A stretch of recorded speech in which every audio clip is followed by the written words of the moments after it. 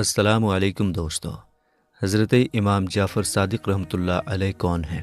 ان کی پیدائش کب اور کہاں ہوئی تھی؟ ان کے لیے رجب کے مہینے میں کنڈے بھرنے کا کیا مقصد ہے؟ کیا اس نیاز کے لیے کھیر پوری کا ہونا ضروری ہے؟ کیا نیاز صرف مٹی کے برتن میں ہی دلائی جا سکتی ہے؟ کیا بغیر غسل کے نیاز کھا سکتے ہیں؟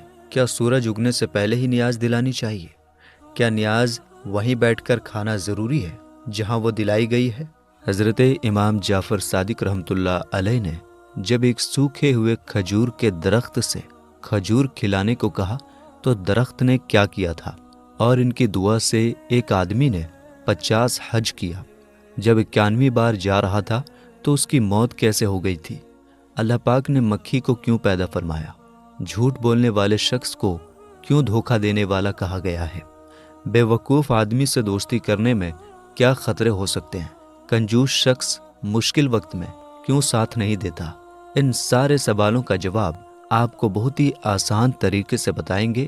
ویڈیو بہت ہی دلچسپ ہے، اس لیے پوری ضرور دیکھیں۔ دوستو، حضرت امام حسین رضی اللہ تعالی عنہ کے پڑپوتے اور بڑے تابعی بزرگ حضرت امام جعفر صادق رحمۃ اللہ علیہ کی پیدائش 17 ربیع الاول 80 یا 83 ہجری کو مدینہ شریف میں ہوئی۔ یہ دن پیر کا تھا۔ آپ کی کنیت یعنی ادبی نام ابو عبداللہ اور ابو اسماعیل تھا۔ لقب یعنی خاص نام صادق، فاضل اور طاہر تھا۔ آپ کو صادق اس لیے کہا گیا کیونکہ آپ ہمیشہ سچ بولتے تھے۔ جیسا نام تھا ویسا ہی آپ کا کردار بھی تھا۔ حضرت امام جعفر صادق رحمۃ اللہ علیہ کی والدہ محترمہ کا نام مبارک حضرت بی بی ام فروہ بنت قاسم بن محمد بن ابو بکر صدیق رضی اللہ تعالی عنہم ہے، جبکہ آپ کے والد محترم کا نام مبارک حضرت امام محمد باقر بن علی زین العابدین بن امام حسین رضی اللہ تعالی عنہم ہے۔ یعنی امام جعفر صادق رحمۃ اللہ علیہ والدہ کی طرف سے صدیقی اور والد محترم کی طرف سے حسینی سید ہیں۔ حضرت امام جعفر صادق رحمۃ اللہ علیہ ایک بڑے تابعی بزرگ ہیں۔ آپ نے 2 مشہور صحابہ اکرام حضرت انس بن مالک اور حضرت سہل بن سعد رضی اللہ تعالی عنہما کی زیارت کی۔ آپ سے آپ کے بیٹے حضرت امام موسیٰ کاظم، امام اعظم ابو حنیفہ، امام مالک، حضرت سفیان ثوری اور حضرت سفیان بن امیہ رحمۃ اللہ علیہم جیسے بڑے بڑے بزرگوں نے برکت حاصل کی۔ ایک شخص نے بتایا کہ ہم تابعی بزرگ حضرت امام جعفر صادق رحمۃ اللہ علیہ کے ساتھ حج کرنے جا رہے تھے۔ راستے میں ہم ایک جگہ کھجور کے سوکھے ہوئے درختوں کے پاس ٹھہرے۔ امام جعفر صادق رحمۃ اللہ علیہ نے آہستہ سے کچھ پڑھا جو میں نہ سمجھ سکا۔ پھر آپ نے ان سوکھے درختوں سے فرمایا، اللہ پاک نے تم میں جو ہمارے لیے رزق پیدا فرمایا ہے اس میں سے ہمیں بھی کھلاؤ۔ اسی وقت میں نے دیکھا کہ کھجوروں کے گچھے آپ رحمۃ اللہ علیہ کی طرف جھک رہے تھے۔ آپ نے مجھ سے فرمایا، قریب آؤ اور بسم اللہ پڑھ کر کھاؤ۔ میں نے ایسی مزیدار کھجوریں اس سے پہلے کبھی نہیں کھائی تھیں۔ ایک آدمی نے حضرت امام جعفر صادق رحمۃ اللہ علیہ سے دعا کے لیے عرض کی کہ اللہ پاک مجھے اتنا مال دے کہ میں بہت سے حج کر سکوں۔ آپ رحمۃ اللہ علیہ نے دعا کی، اے اللہ پاک اسے بہت زیادہ مال عطا فرما تاکہ یہ اپنی زندگی میں 50 حج کرے۔ چنانچہ اسے اتنا مال ملا کہ اس نے پورے 50 حج کیے۔ جب 91ویں بار حج کے لیے مقام زحفہ پہنچا اور غسل کے لیے نہر وغیرہ میں گیا تو پانی کی تیز لہریں اسے بہا کر لے گئیں اور وہ اسی میں ڈوب کر فوت ہو گیا۔ حضرت امام جعفر صادق رحمۃ اللہ علیہ مکہ پاک میں ایک دن کہیں تشریف لے جا رہے تھے کہ راستے میں ایک عورت اپنی گائے کے مرنے پر رو رہی تھی۔ آپ رحمۃ اللہ علیہ نے فرمایا، کیا تم چاہتی ہو کہ اللہ پاک تمہاری گائے زندہ فرما دے؟ عورت نے عرض کی، آپ ہم سے اس طرح مذاق کرتے ہیں، حالانکہ میں پہلے ہی مصیبت میں ہوں۔ آپ رحمۃ اللہ علیہ نے عورت سے فرمایا، میں تم سے مذاق نہیں کر رہا۔ پھر آپ رحمۃ اللہ علیہ نے دعا فرمائی اور اس گائے کے سر اور پاؤں کو پکڑ کر ہلایا تو وہ جلدی سے اٹھ کھڑی ہوئی۔ ایک شخص نے مکہ پاک میں ایک چادر خریدی اور ارادہ کیا کہ یہ چادر ہرگز کسی کو نہ دوں گا، بلکہ اپنے انتقال کے بعد تبرک کے طور پر اس کا کفن بناؤں گا۔ اس کا کہنا ہے جب میں میدان عرفات شریف سے مزدلفہ آیا تو وہ چادر مجھ سے گم ہو گئی۔ مجھے بہت دکھ ہوا۔ جب میں صبح مزدلفہ سے منی شریف کی طرف آیا تو مسجد خیف شریف میں بیٹھ گیا۔ اچانک ایک آدمی جو تابعی بزرگ حضرت امام جعفر صادق رحمۃ اللہ علیہ کے پاس سے آیا تھا مجھ سے کہنے لگا، آپ کو امام جعفر صادق رحمۃ اللہ علیہ بلا رہے ہیں۔ میں جلدی سے آپ کی خدمت بابرکت میں حاضر ہوا اور سلام عرض کر کے ایک طرف بیٹھ گیا۔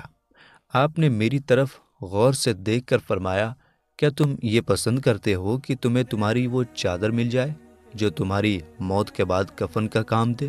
میں نے عرض کیا، اے ابن رسول اللہ، وہ تو کافی دنوں سے گم ہو چکی ہے، مل جائے تو کیا بات ہے۔ آپ رحمۃ اللہ علیہ نے اپنے غلام کو آواز دی، وہ چادر لے آیا۔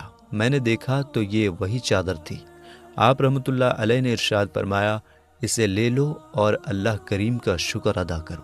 شواہد النبوت میں ہے، تابعی بزرگ حضرت امام جعفر صادق رحمۃ اللہ علیہ کی خدمت بابرکت میں ایک شخص 10,000 دینار یعنی 10,000 سونے کے سکے لے کر حاضر ہوا اور عرض کرنے لگا، حضور میں حج کے لیے جا رہا ہوں، آپ میرے اس پیسے سے کوئی مکان وغیرہ خرید لیجئے گا تاکہ میں حج سے واپسی پر اپنی اولاد کو لے کر وہاں رہنا شروع کر دوں۔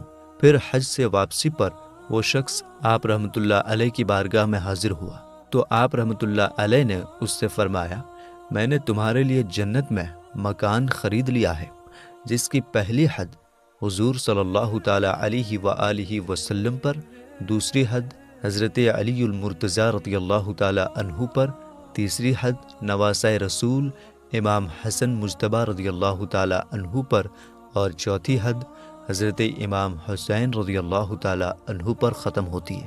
اور یہ لو، میں نے اسے لکھ بھی دیا ہے۔ یہ خوشخبری سن کر وہ شخص بہت خوش ہوا اور خط لے کر اپنے گھر چلا گیا۔ گھر جاتے ہی وہ شخص بیمار پڑ گیا۔ اس نے وصیت کی کہ اس خط کو میرے انتقال کے بعد میری قبر میں رکھ دینا۔ گھر والوں نے دفن کرتے وقت اس خط کو قبر میں رکھ دیا۔ دوسرے دن دیکھا تو وہی خط قبر کے اوپر رکھا ہوا تھا اور اس کے پیچھے یہ لکھا تھا، امام جعفر صادق نے جو وعدہ کیا تھا وہ پورا ہو گیا، یعنی اسے جنت میں مقام عالی شان مل گیا۔ حضرت امام جعفر صادق رحمۃ اللہ علیہ ایک مرتبہ خلیفہ منصور کے دربار میں تشریف فرما تھے کہ مکھیاں بار بار خلیفہ کے منہ پر بیٹھتی تھیں۔ خلیفہ نے تنگ آ کر عرض کی، اے ابو عبداللہ، اللہ پاک نے مکھی کو کیوں پیدا فرمایا ہے؟ آپ نے خلیفہ کو سبق دینے کے لیے ارشاد فرمایا تاکہ ظالموں اور مغروروں کو ذلیل کریں۔ اے صحابہ اور اہل بیت سے محبت کرنے والوں، حضرت امام جعفر صادق رحمۃ اللہ علیہ اونچے خاندان کے ہونے کے باوجود عاجزی کے پیکر تھے۔ ایک مرتبہ امام اعظم امام ابو حنیفہ رحمۃ اللہ علیہ کے بڑے شاگرد، بہت بڑے عالم و صوفی بزرگ حضرت داؤد طائی رحمۃ اللہ علیہ نے آپ سے عرض کی، اہل بیت میں سے ہونے کی حیثیت سے مجھے کوئی نصیحت فرمائیے، لیکن آپ رحمۃ اللہ علیہ خاموش رہے۔ دوبارہ عرض کی کہ اہل بیت میں سے ہونے کے اعتبار سے اللہ پاک نے آپ رحمۃ اللہ علیہ کو جو فضیلت بخشی ہے اس لحاظ سے نصیحت کرنا آپ کے لیے ضروری ہے۔ یہ سن کر آپ رحمۃ اللہ علیہ نے فرمایا، میں تو خود خوف زدہ ہوں کہ کہیں قیامت کے دن میرے جد اعلیٰ محمد الرسول اللہ صلی اللہ تعالی علیہ وآلہ وسلم میرا ہاتھ پکڑ کر یہ نہ پوچھ لیں کہ تو نے خود میری پیروی کا حق کیوں ادا نہ کیا، کیونکہ نجات کا تعلق خاندان سے نہیں، اعمال صالحہ یعنی نیکی کے کاموں سے ہے۔ یہ سن کر حضرت داؤد طائی رحمۃ اللہ علیہ رو پڑے کہ وہ ہستی جن کے جد امجد اللہ پاک کے آخری رسول صلی اللہ تعالی علیہ وآلہ وسلم ہیں، جب ان کے خوف خدا کا یہ عالم ہے تو میں کس گنتی میں آتا ہوں۔ حضرت امام جعفر صادق رحمۃ اللہ علیہ بہت اچھے اخلاق والے تھے۔ آپ کے مبارک ہونٹوں پر ہمیشہ مسکان رہتی، لیکن جب بھی حضرت محمد صلی اللہ تعالی علیہ وآلہ وسلم کا ذکر ہوتا تو ان کی شان اور عظمت کے احساس سے آپ کا چہرہ پیلا ہو جاتا۔ آپ کبھی بھی بنا وضو کے حدیث پاک بیان نہیں کرتے تھے۔ آپ ہمیشہ نماز، تلاوت یا خاموشی میں مشغول رہتے۔ آپ کبھی بھی فضول باتیں نہیں کرتے تھے۔ حضرت امام جعفر صادق رحمۃ اللہ علیہ باہری اور اندرونی دونوں علم کے مالک تھے۔ آپ عبادت، محنت اور اللہ کی راہ میں کوشش کرنے کے لیے مشہور تھے۔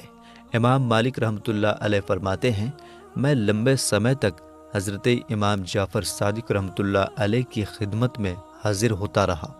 میں نے ہمیشہ انہیں 3 عبادتوں میں سے کسی ایک میں مشغول پایا، یا تو وہ نماز پڑھ رہے ہوتے، یا قرآن کی تلاوت کر رہے ہوتے، یا پھر روزہ رکھے ہوئے ہوتے۔ حضرت امام جعفر صادق رحمۃ اللہ علیہ اتنی عظمت و شان کے مالک ہونے کے باوجود موت کو یاد کرتے۔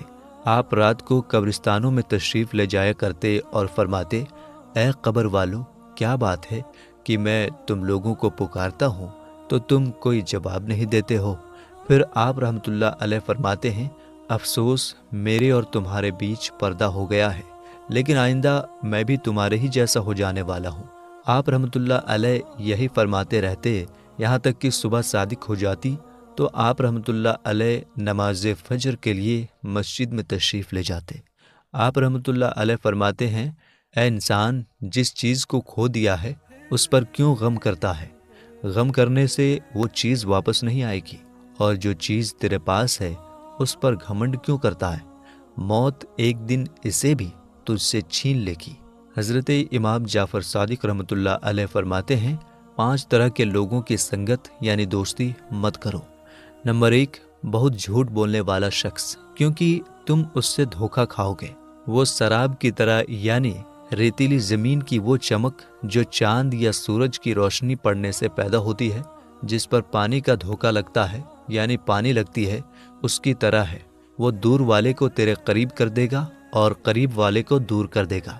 نمبر 2، بے وقوف آدمی، کیونکہ اس سے تمہیں کچھ بھی حاصل نہ ہوگا۔ وہ تمہیں فائدہ پہنچانا چاہے گا لیکن نقصان پہنچا بیٹھے گا۔ نمبر 3، کنجوس شخص، کیونکہ جب تمہیں اس کی زیادہ ضرورت ہوگی تو وہ دوستی ختم کر دے گا۔ نمبر 4، بزدل آدمی، کیونکہ یہ مشکل وقت میں تمہیں چھوڑ کر بھاگ جائے گا۔ نمبر 5، فاسق، کیونکہ وہ تمہیں ایک لقمے یا اس سے بھی کم قیمت میں بیچ دے گا۔ کسی نے پوچھا کہ لقمے سے کم کیا ہے؟ آپ رحمۃ اللہ علیہ نے فرمایا، لالچ رکھنا اور اسے نہ پانا۔ صدر الشریعہ حضرت علامہ مفتی محمد امجد علی اعظمی رحمۃ اللہ علیہ فرماتے ہیں، ماہ رجب میں کچھ جگہوں پر حضرت امام جعفر صادق رحمۃ اللہ علیہ کو ایصال ثواب کے لیے پوریوں کے کنڈے بھرے جاتے ہیں۔ یہ بھی جائز، مگر اس میں بھی اسی جگہ کھانے کی کچھ لوگوں نے پابندی کر رکھی ہے، جو کہ غلط پابندی ہے۔ اس کنڈے کے بارے میں ایک کتاب بھی ہے جس کا نام داستان عجیب ہے۔ اس موقع پر کچھ لوگ اسے پڑھواتے ہیں۔ اس میں جو کچھ لکھا ہے اس کا کوئی ثبوت نہیں، وہ نہ پڑھی جائے۔ فاتحہ دلا کر ایصال ثواب کریں۔ اسی طرح 10 بیویوں کی کہانی، لکڑہارے کی کہانی اور جناب سیدہ کی کہانی سب من گڑنت قصے ہیں، ان کو نہ پڑھا کریں۔ اس کے بجائے سورہ یاسین شریف پڑھ لیا کریں۔ حدیث پاک کے مطابق 10 قرآن ختم کرنے کا ثواب ملے گا۔ یہ بھی یاد رہے کہ کنڈے ہی میں کھیر کھانا کھلانا ضروری نہیں، دوسرے برتن میں بھی کھا اور کھلا سکتے ہیں، اور اسے گھر سے باہر بھی لے جا سکتے ہیں۔ بے شک نیاز و فاتحہ کی اصل یعنی بنیاد ایصال ثواب ہے، اور کنڈے کی نیاز ایصال ثواب کی ایک قسم ہے۔ ایصال ثواب یعنی ثواب پہنچانا قرآن کریم و احادیث مبارکہ سے ثابت ہے۔ ایصال ثواب دعا کے ذریعے بھی کیا جا سکتا ہے، اور کھانا وغیرہ پکا کر اس پر فاتحہ دلا کر بھی۔ اس کو ناجائز کہنا شریعت پر افترا یعنی تہمت باندھنا ہے۔ ناجائز کہنے والے پارہ 7 سورہ مائدہ کی آیت نمبر 87 میں بیان کردہ حکم الہی سے عبرت پکڑیں۔